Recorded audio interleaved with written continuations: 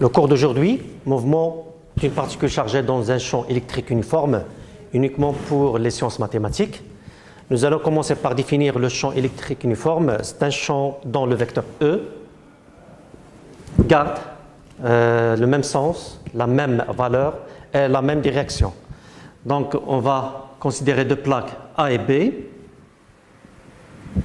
Les lignes de champ d'un champ électrique uniforme sont parallèles. Et si le potentiel de A est supérieur au potentiel de B, le sens de E sera de A vers B. E se dirige toujours vers les potentiels décroissants. Considérons maintenant une particule chargée qui va être introduite dans un champ électrique uniforme.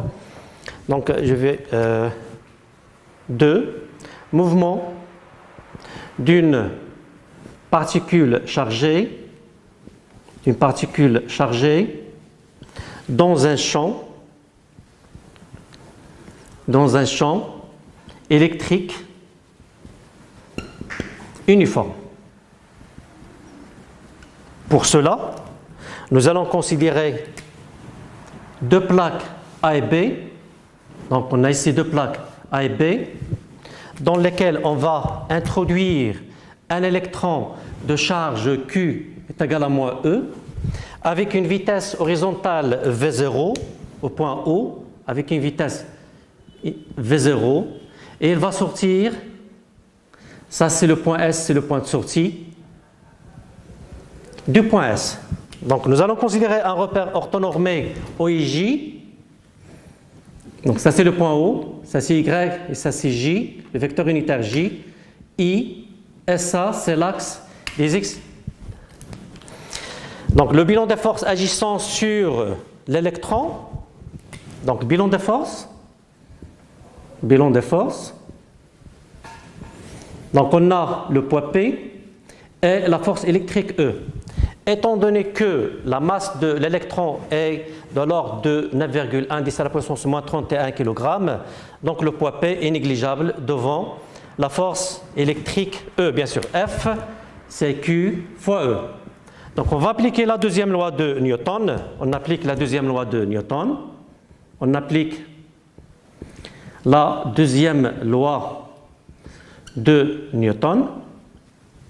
Donc la deuxième loi de Newton, la somme des forces extérieures est égale à M à G. Puisque P est négligeable devant F, la somme des forces extérieures c'est F, donc j'aurai F est égal à Q fois E est égal à M à G.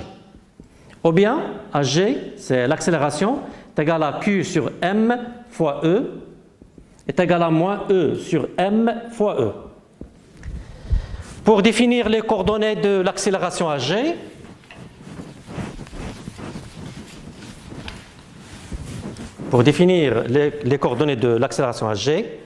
donc F, ça c'est E, ça c'est F, c'est la force électrique. F et E ont des signes opposés car Q est négative. Donc AGX, c'est moins E sur M EX. Et EX, puisque E est perpendiculaire à l'axe OX, c'est 0. Donc j'aurai ici 0. AGY, c'est moins E sur M EY. Et EY est parallèle à l'axe EY et de sens opposé, donc c'est moins E. Et j'aurai là plus E sur M fois E. Donc l'écriture vectorielle de AG, donc AG, c'est E sur M, E, J. Et le module de AG, E sur M, E. De la même façon, je vais déterminer les coordonnées du vecteur vitesse, étant donné que les coordonnées du vecteur vitesse sont les primitives des coordonnées de l'accélération. Donc on a ici AGX est égal à 0, c'est-à-dire que V de x est égal, V de x c'est V0x, et puisque V0 est selon l'axe OX, Vx, ça sera, c'est V0x, c'est V0. De la même façon, AGY, donc c'est plus E sur M fois E, E sur M fois E. Donc Vy est égal à E sur M fois E fois T plus V0Y. Et étant donné que V0 est perpendiculaire à l'axe OY, donc V0Y est égal à 0. Et du coup, V de T est égal à V0I plus E sur M fois E fois T, J. Et le module de V de T, est égal à V0 au carré plus E sur M, E fois T, le tout au carré et la racine carrée. De la même façon, nous allons trouver les coordonnées ou bien les équations horaires du mouvement x de t et y de t. De la même façon, en cherchant les primitives de v de x et de v de y. Donc on a ici v de x est égal à v0, c'est-à-dire que x de t est égal à v0 fois t plus x0, et étant donné que la particule a été introduite au point O, c'est-à-dire que x0 est égal à 0. Ça, je vais la numéroter cette équation. L'équation 1. L'équation 2, donc on a v de y est égal, v de y, c'est E sur M, E fois T, c'est-à-dire que y de T est égal à 1 demi E sur M fois E fois T au carré plus y0. De la même façon, y0 est égal à 0 car la particule, ou bien l'électron, a été introduit au point O. Cette équation horaire, je vais la numéroter 2. Donc l'équation 1 et l'équation 2 sont deux équations horaires du mouvement de l'électron dans un champ électrique uniforme. Étoile. Donc je vais chercher l'équation de la trajectoire. L'équation de la trajectoire. Et pour chercher l'équation de la trajectoire, je dois éliminer le temps t entre x de t et y de t. Donc je vais écrire de 1, j'aurai t égal à x sur v0, que je vais l'introduire dans l'équation y de t, et j'aurai y est égal 1 demi e sur m e x carré sur v0 au carré. Donc ça, c'est l'équation de la trajectoire de l'électron dans un champ électrique uniforme. On constate que x est égal à une constante en fonction de x au carré.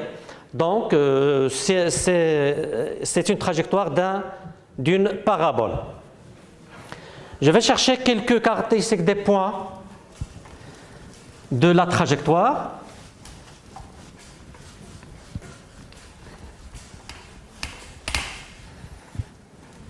Donc on a ici le point S, donc le point de sortie S. Le point de sortie S a pour coordonnées XS et YS. XS, c'est son abscisse, donc est égal à petit l. Et YS, donc je vais remplacer dans l'équation de la trajectoire. Donc ça va me donner E sur 2m, V0 au carré, XS au carré, c'est L au carré sur V0 au carré. La déviation électrique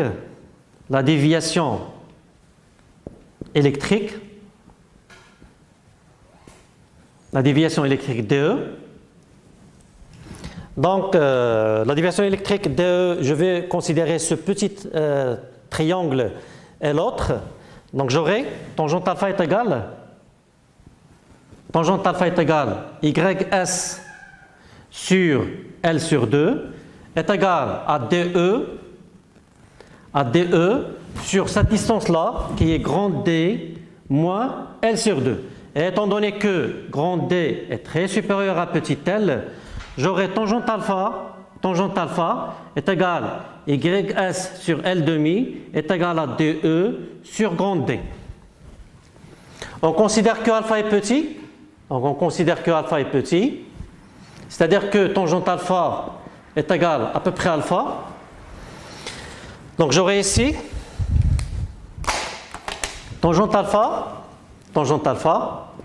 est égal à peu près alpha est égal YS c'est E grand E sur 2M V0 au carré, donc il y a un seul V0 au carré, fois L au carré, divisé par L sur 2, fois 2 sur L, est égal à 2E sur grand D. Donc je simplifie ici par 2 et par le carré, et j'aurai DE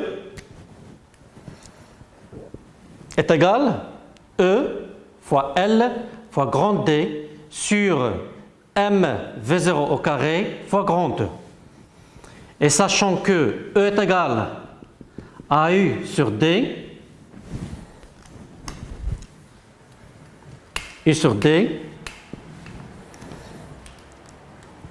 l'expression finale de la déviation DE est égale à E fois L fois D sur M V0 au carré fois U sur D, c'est-à-dire est égal à une constante K fois la différence de potentiel U.